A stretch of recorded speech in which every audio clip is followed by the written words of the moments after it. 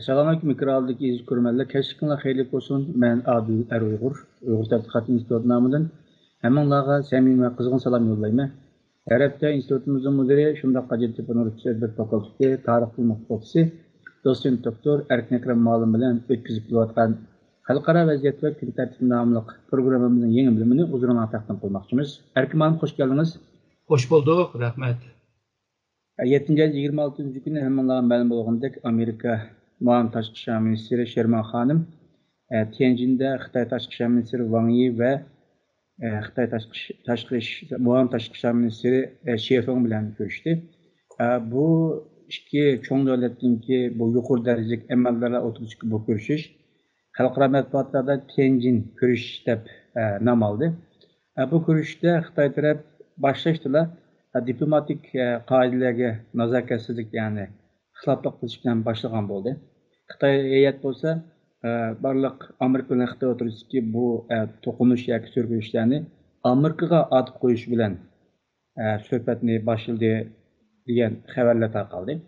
Hamda umumiy Xitoy taraf Amerika heyatiga Amerika navbatda hayal zo'r darajada xato yetaklanayotgan bu tafakkur mexanizmini shundoqla xato siyosatni o'zgartirish lozim degan gaplarni, jumlalarni ishlatdi.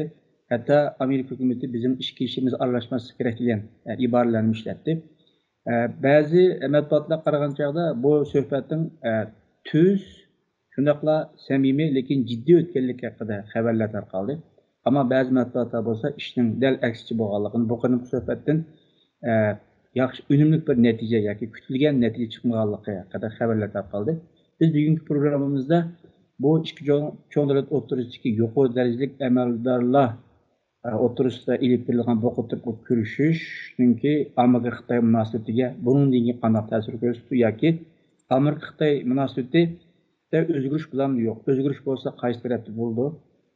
Shundaqla bundan keyin ikki taraf o'rtasidagi munosabatda qanday bir o'zgarish va yoki konkret ahvollar yuz berishi mumkin. Shundaqla bu qatimki o'zgarishda, bu qatimki suhbatda Uyg'ur masalasi kun tartibga keldimi yo'q, kelgan bo'lsa qaysi xil shaklda keldi degan masalalarni muhokama qilamiz. Erkin ma'lum oldi bilan siz bu qatimki ko'rishishninki nima uchun elib berilganligini so'zlab bergandan keyin bu qatimki suhbat haqida qanday bir tushunchangiz bor? Bu Amerika'da yeni hükümet gelgenden kim başta bu Alaska'da bu iki devletin ki taşkışlarga mesul boğan emeldarlar birlikte köreşken buldu. Alaska'daki görüşüşte hemimiz kögendek şu diplomasi nazaketke pek maslaşmadı Xitay tarafı. 3 minut, 20 minut, 3 minutluk bir sohbette 16 minutluk yapıldı Xitay. Yani Xitay'nınki Xitay Komünist Parti'nin taşkışlarına mesul olan Yang Jiechi'ninki gibi. U yerda hem de Amerika'nı qattiq qilib azarlab tanqid qildi. Yani sizlarninki kuchinglar yo'q bizni tanqid qila oladigan, sizlarning haqqinglar yo'q bizni tanqid qiladigan. Yüzanlar nachar turib xalqni tanqid qilamsizlar. Sizlar kim u deb. Xuddi şu ko'chada urushayotgan odamlarninki gaplayotgandek bir gaplarni qildi. Shu yerda hamma nima ayon bo'ldiki, ikki davlat bundan keyin diplomasi yo'li bilan va diplomasi qoida bilan bir-birisi bilan so'zlasha oladigan, muzokara qila oladigan, munozara qila oladigan bir muhit yoki bir imkon bo'lmaganligini ve en az deganda aciz bo'lganligini ko'rib bo'ldi. Hamda bu da Amerika yani şu Asya ziyaretiga amaldorni avatgandan keyin Xitoyda talab qildi. Yani Xitoyningki tashqi ishlar ministri Wang Yi bilan ko'rishadiganini talab qildi. Wang Yi boshda buni qabul qilmadi. Shuningga sizin deb o'tgandek Shefin degani yani Mağun ministri bilan ko'rishishni qilgandan keyin Amerika dedi ben bunu qabul qilmayman. Çünkü biz nima bilan yani ministri bilan ko'rishimiz talab qildi. Oxiri Xitoy bu ko'rishishni Tianjinga o'rlashtirdi. Ya'ni Beijingda emas, Tianjinda. Hamda Tianjinga nima uchun bunday qiladi deganda, hamda Beijing hamda siyosiy markaz bo'lgan, siyosiy markazdan yiroq bir yerdan qilish. Shuningga bu siyosiy ahamiyatini töven dereceye düşürgen burada. İkinciden belki Xitay aslında oyladığımı bilmeyemem de benim kallamda kelgen. Şu Mançur İmperiyası 1860'dan keyin asta başka devletlerini tutunup 1861'de ondan keyin Tashqi ishlar ministerliğinin iptidai şeklini kurdu. Xitaychada ham Zumli Yamindaydi onu.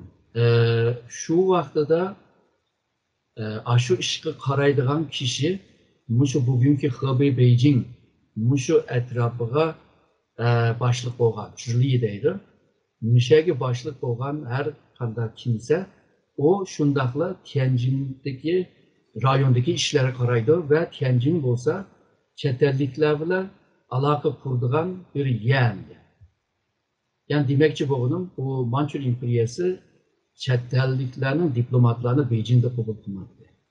Tianjinda qabul qiladi. Shuningga mushu Beijing Hebei rayonga vali bo'lgan kishi o'xshashlar mushu Beiyang deydigan mushu chet elliklar bilan ko'rishadigan ish nima shu qarab. Yani tashqi ishlar ministrligi yo'q endi. O vaqtida misalga şu bizningki bildiğim Yuan Shikai var. Oma abaqiman degan hem Beijing atrof rayoniga mas'ul hem de Tianjin'dagi ishlarga mas'ul. Ondan evvel Li Hongzhang shunday. Ma degan ikki kishi ham de şu Manchur imperiyasi vaqtida hokimiyatning ichida eng muhim va ularningki xizmat doirasi va ta'sir doirasining kam bo'lgan kishilarni bilamiz. Demekçi bo'lganim Xitoy Manchur imperiyasi vaqtida chet elliklarni Beijingda emas, shu Tianjinda qabul qildigan bir ishni chiqarib oldi. Bu shu o'z vaqtida shu Donald Trumpning Xitoy ziyorati vaqtida Xi Jinping uni shu Gugunga olib Manchur imperiyasi chet elliklarni qabul qildigan bir saroyda qabul qildi. Hem de özlerinin şu ejderhanın evlatları da Trump'a aşina düşendirgen. Bu hareketler hemisi şu Amerika'nın Xitay'daki ornunu ya ki Xitay'daki tesirini töven düşürüş. Pes düşürüş. Ana bir hareket buluş mümkün de oylayamam da kendini talaşını. Ama şundakla şu Afganistan'ın ki bir heyetini şu Tianjin'de kabul kıldı. Şuna yana şu Manchurların vaxtidagi engi ve şu düşüncesini yana insanı hatırlatıyordu da yani sizlerle moyum yerde kabul kılmayımız o degan xalqancha adamni kabul qilgan yer emas. Sizlarni kabul qilsak şu Tianjin'de qilamiz. Halbuki budaki Beijingga Tianjinga borgan Afg'oniston heyetining beshidagi o kişi Abdülghani Baradar degan kişi. Bu burun Xitoyga borgan. O borganda mı Beijingda mı ko'rishgan, Urumchilarga mı borgan bu adam. Ama bu da Tianjinda Wang Yi qabul qildi. Endi demekçi bo'lganim Xitoy budaki Amerika heyetini ikkinchi o'rinda başka bir yerga ekilib turib hem siyaset ki alayetliğe ilgi emassan, biz bilan tam tush emassin, hem de bu kelgan heyetga habersizlab o'tgandek nurg'un azarlama yani ayıplab qilgan so'zlar bo'ldi. Shuningla birlikda Amerika biz bilan munosabat qurgan bo'lsa, bizning shartimiz var. Şartimizni qabul qilgan taqdirda bu ish mangmaydi degan Amerikaga shart qo'ygan. Bu burungi munosabatlarda bo'lib boqmagan. Ya'ni yolg'izla Amerika bizga shart qo'ymasin, biz mi qo'ymaymiz deb shu shartlarni qo'yib, o'zini Amerika bilan teng turish yoki Amerikadan ustun bo'lganligini ko'z tutishga tirishdi. Menimki ta'sirotim bu endi. Erkin ma'lum bu Amerika Muan Tashqi ishlar ministri Sherman Xanım bilan Xitoy Muan Tashqi ishlar ministri Shefeng va yoki Xitoy Tashqi ishlar ministri Wang Yi o'rtasidagi bu qatorliq suhbat har ikki davlatning kuchligindek natija bilan oxirlashmaganligida xalqaro matbuotlarda xabarlar chiqdi. Siz shunday qaramsiz bunga? Yoki To'g'ri, ya'ni bir Amerikanınki maqsadi hamda Xitoy bilan mushu Sherman Xanımning o'zining degandek bir rishatka qurish. Ya'ni mushu rishotkadan ishib ketmayli, ash o'tir yo'lda minib ishimizni hal qilayli, ya'ni jang qilmayli. Undan keyin mushu nima bu Amerikanınki mudofaa ministri Justin mushu nimaga Janubiy Osiyo ziyoratiga kelgan bo'ldi. Bu yerda shu Xitoy bilan jang qilmaymiz, ama biz tayyor degan gapni dedi. Demakki Amerikadan Xitoyga berilgan uchush shu.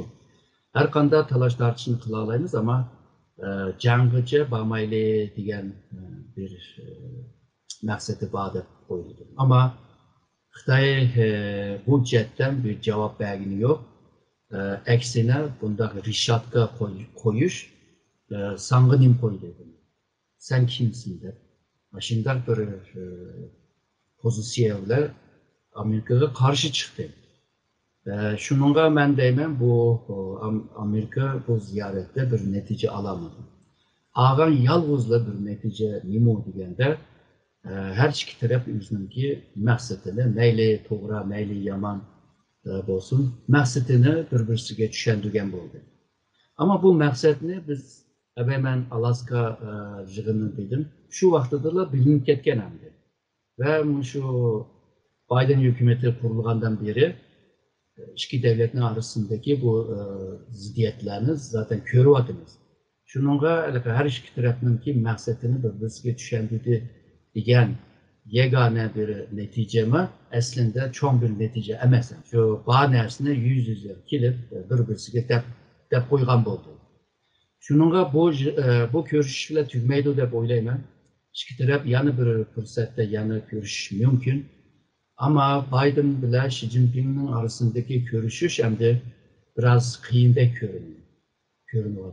Belki keyinki bir zamanlarda o kılış mümkün, ama angaca belki yana bir fırsatını tipip bazı gaplarni birbirisiga deyishga tirishadi deb o'ylayman. Ama Amerika bu da Xitoyning hamkorlik qilmaydiganligini ve bisim ishlatayotganligini ve Xitoyningki talablariga uymagan taqdirda misolga Xitoyni tanqid qilmaslik degandek, Xitoy Komünist Partiyani tanqid qilmaslik ve Xitoyga shu texnologiya, iqtisodiy har jihatdan bisim ishlatmaslik degan. Shuni qabul qilmaguncha biz Amerika bilan bunda o'tirib parang qilmaymiz deganni Amerika tushunadi. Şununla bundan keyin Amerika belki Xitoy bilan bo'libmi hozirgi hukumati Xitoy bilan bundaq g'arb uslubi bilan hal qilsak bo'lmaydi ekan, biz farklı bir uslub topayli deydigan bir tushunchaga keldi deb o'ylayman. Ma'lum bu qadimgi Tianjin suhbatida Xitoy taraf bundaq bir ikki listani tizimlikni o'tirib qo'ygan bo'ldi. Bunun birincisi xatolikni tuzish tizimligi. Xitoylar bunun aşındaq isim nam bergen bo'ldi. Bunun da Xitoy Komünist Partiyasiga Amerika tarafından qartilgan embargolarni bekor qilish, onun keyin Amerikaga boradigan Xitoylik o'quvchilarga bo'lgan viza cheklamasini bekor qilish, shundaqla Meng Wanzhou, ya'ni Huawei'ninki moliya mudiri Meng Wanzhou'ga Amerikaga o'tkazib berishni to'sib qilish qatorliq bu talabdan o'tirib qolgan bo'ldi. Xitoylar buni xatolikni tuzish tizimligi dedi. Siz buningga qanday qaraysiz? Xatolik tuzish tizimligi. Bu 10 neçe betlik tizimlikki. Onun hamısını görmedik hamda şu matbuattan çıkanlarını görüyoruz. Bu matbuattan çıkanga qargan çağda birinci şartı şu Komünist Parti azası ve şundaqla bu azanınki urug' tuqqanlarının Amerikaga berishiga vizini oңайлashtirib berish deydi.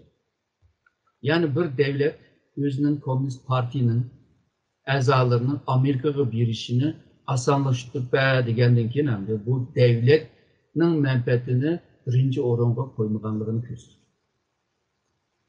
Misoliga bu Meng Wanzhou'ni qo'ydiringlar deydi. Nima Amerika'ya kayıtıp biriş emez, Xitayga kayıtıp biriş değil. Ya bu Mengwenzhou'nun meselesi hem Kanada hem Amerika'nın ki kanun adliye tüzümüge bağlanan bir mesele. Bu Amerika Biden'ın ki bir buyruğuyla hal olduğun bir iş emez. Amerika bunda buyruk bilen hal kıldıgan işler yok mu? Var. Ama can vaxtlarda misalga bütün hukuklar prezidentin koluna düşüdücü. Can vaxtı da berilgan bir hak. Bunda normal vaxtı da berilemeydi. Yani bu komünist partinin başkuruvatkan Xitay emez. Yani bir buyruk bilen Xi Jinping'in gibi buyruğu bilen bir adamla koyutulan. Bunda iş yok. Muşu tüzümünü bilip durup Amerika'nın zorlavadı. Hem de Amerika bulanı kıptıramaydı. Belki Komünist Parti'nin ki azaları keson Amerika'ya bunu hem de hal kılalaydı. Taşqi İşler Ministerliği mi hal kılalaydı. Demek ki Xitay bu birincisini Komünist Parti'nin azalarını tutanlarının Amerika'ya berişini talep kılgan bolsa, demek ki bulanın Amerika'da nurgun mal mülkü var degan gap. Şununla bunun da bir kıyımcılık mesele var. Xitay'ınki bu isim işintiyatıdır. Bu Amerika için bir kıyımcılık. Çünkü bunlarla kıldıgan bolsa Xitay tutuvagan boldu. Onun kim bu nimeler var. Bazı emeldarlarga bir ambargo tüzümler var. Hem Şark Türkistan'daki bazı Xitaylar hem de şu merkezdeki Xitaylar, bazı şirketdeki Xitaylar. Bunların ki ambargonuma ektaşlanlar deydi. Eğer de bunların hemsini taşılsa, bu vaxtda da hem Trump hükümeti hem de Biden hükümeti burundan tartıp Xitayga ilip bağlan siyasetini şu 180 derece özgertişti doğru. Bunlarını Amerika kılalamdı, kılamamdı. Kılamısa misalga unmaydandı bu nime Xitay Amerika ile yakın münasebet kuruşu bunlarını unmaydı. Şununla bunun kim bu Amerika belki yeni bir siyasetini kurup çıkışıga doğru kildiğinde bir teyittir. Malum bu kadar Tianjin söhbetinde yanına bu Şangay meselesi, Hong Kong meselesi, Tayvan meselesi, Tibet ve Uygur meselesi hakkında bazı sualların taşlanganlık hakkında haberler tarqaldı. Bizge münasebetlik kısmını siz haber tapdınız mı? Yoki qanchalik qilgandi? Hem de bu Şerma Hanım'ın ki kelişiden evvel ve kim bozma bulup mu şu şefinin ki ziyaretin kim bunu popüleş noktuğunda mı şu Şark Türkistan, Tibet, Hong Kong meselesini, Tayvan meselesini nasıl aldı? Yani Amerika Xitay'ın ki yadro menfaatiga chekinwatıdır. Şununla Amerika'ya katiyen bunda ruhsat vermeyimiz. Bu bizimki kızılsızlık demekçendi. Bizimki yadro yaki merkezi bir menfaat.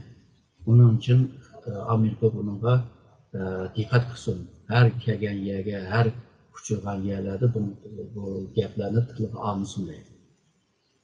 Şununla bu Uygur meselesi olsun, Tibet meselesi olsun, bu meseleler Xitay üçün qanchalik muhimligini mi ko'rgan bo'ldik, hem de Amerika Xitayninki aşı nazuk yeriga tek yüzgenligini ko'rsatgan bo'ldi. Maciyetten bu Sherma Hanım'ın bu Xitay ziyareti bo'layotgan vaqtida Amerika Tashqi ishlar ministri Blinken Hindistan'ı ziyaret kılgan çağdımı Dalai Lama'nınki vekilleriyle görüşüp Tibet'ini qo'llagandek bir pozisyonu ko'rsatgan bo'ldi. Demek ki Blinken'in bu hareketi tabii bir ahvalda şu Tibet'ini qo'llagandek Uygurlarını, Hong Kong'unu, Tayvan'ı mı qo'lladı degan bir neticeni çıkara alayımız. Hem de bu Amerika'da mı şu Uygur dostu degan bir grupni ma tönegen ilan qildi. Bu ilan qilishiyla birlikte Amerika bundan keyin Xitoyning şu taqshavatgan bu 4 meselesinde Amerika çim tutgandek turdi. Bu iki devletin arasındaki bu xil jidallar xil bir mezgilgacha davom qilgandek turdi. Xitoy şu Amerika'nın uslubuyla Amerika'ga karşı çıkış degan bir yöntemni bir uslubni tepagandek turdi. Bundan keyin Amerika Xitoyning uslubuyla hal qilish lozim degan bir yo'lga kirib qolgan taqdirda balki Xitoyga taqobil tura oladigan bir siyosatni o'ttirib qo'ya oladi deb o'ylayman. Malum bu şeyde bir düşündürüp bergen bolsanız, Xitay Amerika'nın uslubuyla Amerika'ya takabül duruşunu bir hiç kez geplerini düşündürüp bergen bolsanız ekan. Bu Amerika'ya karşı Xitoy aslında 20-30 yıldan beri bunun tayyorligini qilyapti. Shunga maxsus Amerika mutaxassislari deb bularni yetishtirishga tirishgan. Roma programdami dedim, misolga Kennedy institutida 10 tane Xitoyni, ya'ni Amerika mutaxassisini ashada o'qitib yetishtirgan. O Kennedy instituti dunyoning liderini yetishtiradigan bir yer. Shunga nurg'un davlatlarning liderlari ashaga berib maqbul o'qib kelganligini bilamiz. Demakchi bo'lganim, Amerikani qanday hal qilish uchun Amerikada o'qib o'rgandi. Yani Amerika'nın bütün şu müesseseler tashqi ishlarga qanday ta'sir yetkazadiganligini har xil uslublarni o'rgandi.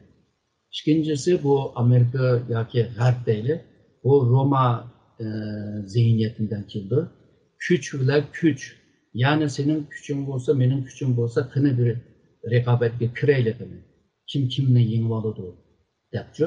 Misolga so'q urush vaqtida shu kuch bilan kuch deb Amerika bilan Sovetlar arasında müştak bo'lgan. En ahırda kimning en kuchli bo'lsa o kazangan bo'ldi.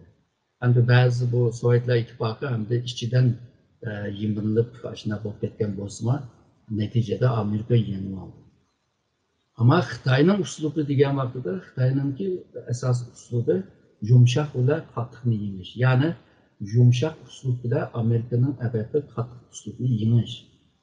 Muşu Sönüz Oluş Sanatı degan kitobni baştan oxiriga o'qiydigan bo'lsangmi, bu yerda birla narsani o'rgatadi senga, ya'ni yumshoqlik bilan qattiqlikni yengish. Hamda deydi Amerikadek ya da Romadan kelgan o tushuncha deydi. Bu tushuncha aslında xalqaro Amerika va G'arbning xalqaro munosabatningki neg'izini shakllantirdi. Bu xil tushuncha. Yani xalqaro siyosat, xalqaro qonun, xalqaro tijorat bo'lsin, xalqaro diplomasiya bo'lsin, hammasida shu G'arbning shu qilib tushunchani belgili bo'ldi. Yani kuch bilan kuch. Xitoyda edi bu normal kuch bilan yengan narsa aslında a'lo bir yengish emas deydi. En a'lo yengish aslında normal bo'lmagan uslub bilan karşıdaki adamını yeniliş. Yani yetiştirişindeydi. Bu sözlü savaş sanatında bahanesi. Bundan keyinki Xitoylarninki şu harbiy strategiya chetdan keyin siyosiy diplomasiyalarga kirdi bu tushuncha. Yani başka bir xil uslub bilan seni yengish. Ama G'arbliklar deydi, seninki normal bo'lmagan ilgari ve başka bir uslubla yengib olsang, o ahlaklı olmaydı deydi. Ama Xitoy deydi, bu ahlak bilan aloqasi yo'q. Bu mening aqlim bilan munosabat. Men seni yengalayman. Bu benim hünerim deydi. Bu benim marifetim deydi. Alçılıqım. Men shuni qilib seni yengib oldimmi deydi. Yengib oldim. Bu hesap deydi. Şununla bunu düşündürsek uzun vakit gidiyor. Yani jırıp gelgen çağda ağla kattık kim kimini yensin. Onda şüphe yollarda yeniş o ahlaklı düşmeydi dedi. Etikli düşmeydi. Xitoydaydı onda emas, ben realite, ilgerlik yoluyla seni yenip alsam o hesapta vardı. Şununla hazır Amerika'daydı, sende insan hakları yok deydi. O deydi, bende insan hakkı var. Senin insan hakkını çata hakkıydı. Amerika'daydı sende demokrasi yok. Şu an çıkmışında cidalla çıkmadı deydi. Xitoydaydı bizde demokrasi var Ama senin demokrasini çatağı. Amerika'daydı, sen de bu ırkı kırgınçılık bağdaydı. Xitay'daydı, İzanga Karabak'a seninki tarihinde kimlerge şu ırkı kırgınçılık kılmadın deydi. Amerika garp taraftaydı, Xitay'da şu mecburi emgek degan narsa var ki bu 21. asırda bu kolluk sistemi yani devam kılıvadı da bu Xitay bu. Hani sen de bağı deydi. Sen aşına kıldın o da. Bir xil nime deyse ben mışında deyme degandek bir pozisyonda Amerika'ya karşı ve Garp'a karşı çıkıyor. Garplıkla bundaq bir lükçeklik bir kaydını diplomasiyada kömü geçken, burun Sovyetlerde azrak kögen ama Xitayda bunda kömü geçken, şununla bu Xitayga qanday qilamiz deb oturuyordu. Aslında misalga şu Trump hükümeti vaxtida Tashqi ishlar ministri Pompeo'nunki bir mesajchisi var. Bu adam Xitay'nınki tüzümünü, siyasi medeniyetini ve Komünist Parti'ninki başvuruş sistemini yaxshi bildiğin adam. O onunla biraz ügetkendi. Bu Pompeo ügünüp emdi Xitayga hücum kılayotgan vaxtida emdi saylan başlatmadı. Şununla onu devam kılamadı. Aldık günüme Pompeo'ma Trump Biden hükümetiga davaradı. Bu üslup bilan Xitayni yengamaysa, şununla Xitayga karşı farklı bir üslup işletiş lazım deb tavsiye kılıvadı. Şununla aldığımızdaki yıllarda tehi iki yani şarkı ve garbi iki siyasi merkezlik bir-birisi bilan bo'lgan urush jidalini ko'ramiz va bu yerda siyosiy madaniyat degan bu ufqumni texmi yaxshi tushunishga boshlaymiz. Malum bu tezi söhbetinden keyin bu siz degandek bu Xitoy tashqi ishlar muavin tashqi ministri Shefin muxbirlarni kutish yig'inida Amerikaga bunday bir qattiq gaplarni qildi deyli. 3 xil narsani o'tirib qo'ydi. Birinchisi Amerika Xitoycha sotsializm qarshi chiqmasin. Bu bir. İkincisi Amerika Xitoyning taraqqiyotiga to'sqinlik bo'lmasin.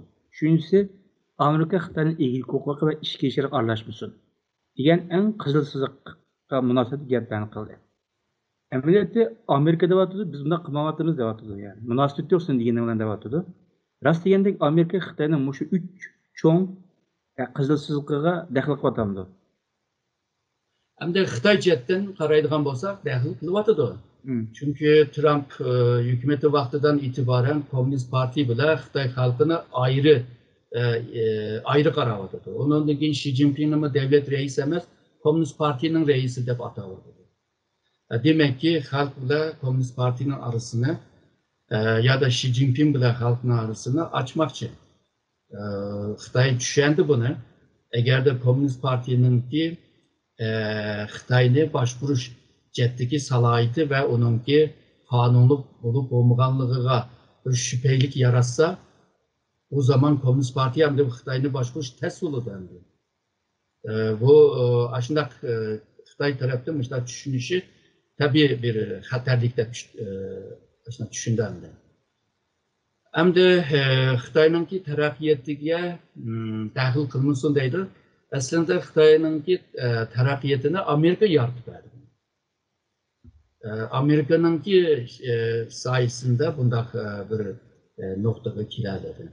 Öz vaxtıda Trump hükümeti vaxtıda Trump'ınki muavin bu prezidenti Mike Pence'nin bir dokladda degan bir nutukta.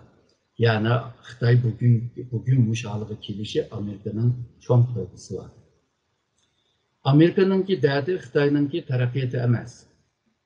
Terakkiyat kılıp, ondan keyin kurallık cihetten bir modernizasyonla el kılıp Amerika'ya karşı çıkış ve terakkiyat ile harbiy gücünü güçlendiriş, siyasi gücünü güçlendiriş ile Qo'shni devlet ve Asya rayon ve tehdit setiş. Amerika karşı çıkış ve şundakla bu rayondaki devletlerini tehdit kılış Amerika'nın karşı çıkmaktan bir mesele bu. Çünkü Xitayning taraqqiyati hazırca da adını terakkiyatı toktap kalsa Amerika'nın faydası yok. Çünkü bu iki devletinin ki iktisadi ticaret münasebeti birbirini toluklaydıgan bir münasebet. Şununla bu hazırgıca iki devlet birbirisinden üzüp birbirine düşman bulup bulamamaslıkның sebebi mi şu hem de iktisadi ticaret liği ve çoğunkur hem de. Şununla bu ikinci kızılsızlıkta bir nime var, bir hatalık var ama Xitay cetten doğru. Çünkü Amerika bizge karşı çıksa, Hong Kong, Tayvan, Uygur hem meselelerini oturup koysa şu bizimki terakkiyetimizge karşı çıkış da oldu. Ondan keyin bu üçüncü kızılsızlıktaydı, bizimki iyilik hukuka hücum kılmadıydı. Aslında hiçbir devlet, bir devletinki iyilik hukuka hücum kılamaydı. Çünkü halkara kanunla çekleydi. Bazı devletler hem de içki işlerle arlaştırıp bu nimine iyilik hukuka çekin alaydı. Amerika kaçan eğer de Xitayning şu iyilik hukuku çekinmen deydigan bolsa, Amerika'nın kolunda helicik kozu var. Kılalaydı. Ertügün kılmamdı, ben onu diyemem, bu şu Xitayning Amerika'ya gösterken pozisyon, Amerika'ya gösterken katı kolluk siyaseti bağlandı. Keyin aşında bir uruş cidel aşında bir seviyeye aşında bir noktada ki kalsa, her iki taraf hem de bütün kozurlarını oynayılan vakti geldi. Yani bu üçüncü kızılsızlıktaki bir gibi hem de Xitayning toprak bütünlüğüne çekinmadaydı. Hem de bir yerde birisi Tibet Uygur meselesi o toprak bütünlüğü kırdı hem de. İkincisi Tayvan meselesi. Üçüncüsü bu Cenab-ı Xitay deniz meselesi. Yani bu hem de Tayvan meselesini Amerika manda karaydı. Tayvan'ı devlet buluşuna biz kolamayız. Tayvan meselesini Xitay-Tayvan arasında oturup özlü reaksiyondaydı. Onun denkin Beijing hakimiyeti Xitay'nınki hukukluk bir hakimiyeti de tanıyordu. Dikkat kısa, bu yerde Tayvan Xitay'nınki ziminidir degan gap yok. Bundan boğaşqa 1979'da Tayvan bilan münasebet kanunu degan kanunu çıkarışıyla hazırgacha 7-8 tane kanun var Tayvan bilan münasebet. Bu kanunlar evvelmen degandek Tayvan Xitayning zeminidir degan düşüncesi sırtında kılıverdi. Yani onu tanımaydı degan bu düşünceni. Şununla Xitay bu Tayvan meselesinde mın kapşap kesimi Amerika cetten bir nime olmaydı, bir tesir olmaydı. Bu Cenab-ı Xitay denizi bu rayon olsa tekim aşında oldu. Çünkü bu 1947'de Gomindang hükümeti deniz rayonu sızınızda 9 sızlık, başta 11 sızlıktı. 9 sızlıklık bir çigranı sızlardı. Bu çigra sızlıklar aşı rayondaki devletlerinin hemmisinin öyünün aldığı ötüdü de. Yani denizde bunlar sızış doğru olmaydı. Şununla bu Filipin'deyimiz, Vietnam, şu Endonezya degandek nurg'un şu rayonun devletleri deydi bu haksızlığı. Biz aşı 1982-84 jarayonida chiqargan xalqaro deniz qonuniga qarab, yani ikki qit'aning o'ttirisidan bo'laylik deydi. Ama Xitoy buni unmaydi. Xitoy deydi bu rayonlar Xitoyning yadro manfaatida oldu. Undaqda Amerika ve bugün İngiltere kimisini kilovadı, Amerika'nın kimileri, ertugün Japonya kitildi. Onun gün Fransa var, Kırman'ın kilovadıdır, Avustralya'nın kilovadıdır, nurgun devlet bir yerde kilip çıkıvadı dendi. Xitay bunun dinkin ebete degen o yadro menfaatini qoğdaş biraz kıyım oldu. Bu yerde hem de cidalininki hem de çoğun meşeden çıkış mümkün. Tayvan meselesinden çıkış mümkün. Uygur meselesi ve Tibet meselesinde Amerika tekrar hazırlıca yani bir müstakil kılığı deydiğen bir düşünce yok. Ama bu her daim müstakil olduğu gibi olmaydı. Xitay ile Amerika'nın arasındaki bu uruş cideller eğer de naydi yukarı bir seviyeye kip kalkan takdirde Tibet meselesi, Uygur meselesi bir stratejik meselesiye ayrılık qilishi mumkin. U vaqtida endi Xitoyni parchalash, Xitoyni chuvitish, Xitoyning puxta-qo'llarini so'kitish u vaqtlarda bu qilish mumkin. Hozirgi vaziyatda, hozirgi paytda bunday bir ahvol ko'rinmayapti. Amerika bu Tibet Uyg'ur meselesi, Kongo meselesi yalnızla bir insan hakları ve demokrasi nokta nazardan qaraladi hozircha. Aziz görmənlər, biz bugünkü söhbətimizdə 26-cı Tianjin'de ötküzülgən Amerika-Xitay yuqori dərəcəlik əməldarların görüşü haqqında mülahizə edib bardıq. Əlbəttə, qiymətlि analiz üçün çox rəhmət. Mən rəhmət edirəm.